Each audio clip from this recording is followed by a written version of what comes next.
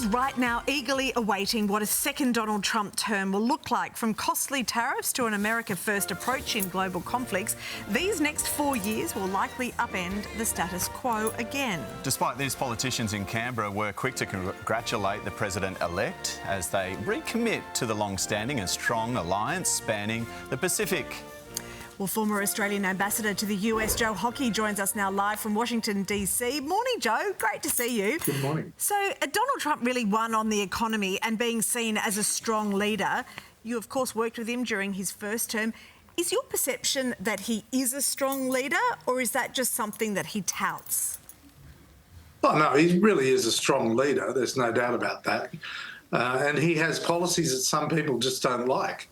But what won the everyday American over is that he focused on cost of living and reducing the cost of living, cutting taxes, cutting regulation, controlling the borders, and getting America out of wars in other places and sending their own children to go and fight for other countries. And, you know, he won 4 million, looks like he's won by 4 million more votes than Kamala Harris received.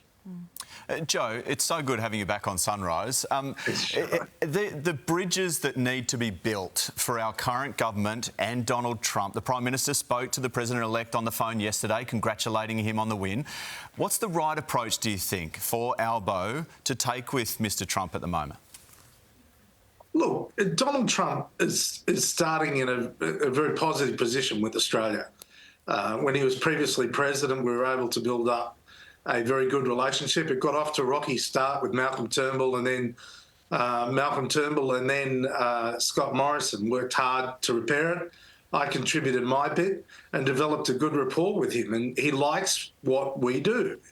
He sees Australia as being prepared to do its heavy lifting. It's not leeching off the United States. We work with the United States to make our region and the world safer. We're partners in war, and, you know, we've been brothers and sisters in arms. And Donald Trump knows that Australia is a mate. So that's a very strong foundation to build the relationship. I'm particularly pleased that Anthony Albanese rang President-elect Trump and congratulated him. I mean, 70 world leaders have spoken to Donald Trump over the last 72 hours, so it's great that Anthony Albanese was in there.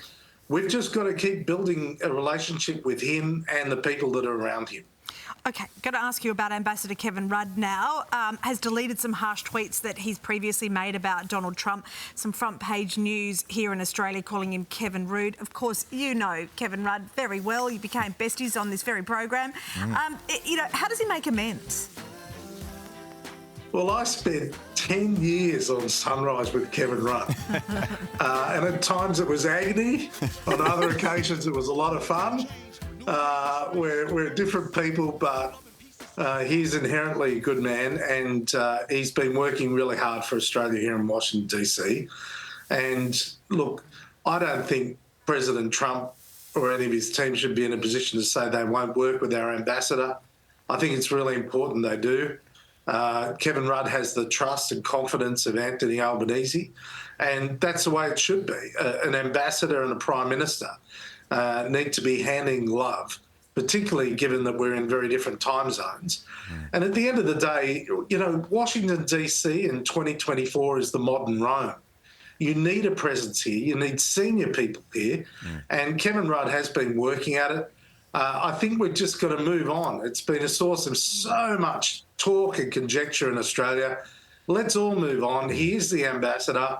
Anthony Albanese is the Prime Minister. Let's just make it work. And whether you're Liberal, Labor, Green, Calathumpian, Pauline Hanson, whatever you are, we've got to be all Team Australia and all shoulders to the wheel. Yep, everyone's got their job to do. Joe Hockey, there is always a spot on the Sunrise couch. Whenever you're at home, please come in and say g'day. Great to have you on. And do a song. Or even when I'm thrown out of home, there's a spot on the couch at home. Always. Yeah, Thanks. You can come in and sing any day. Thanks so much, Joe Hockey. Thanks.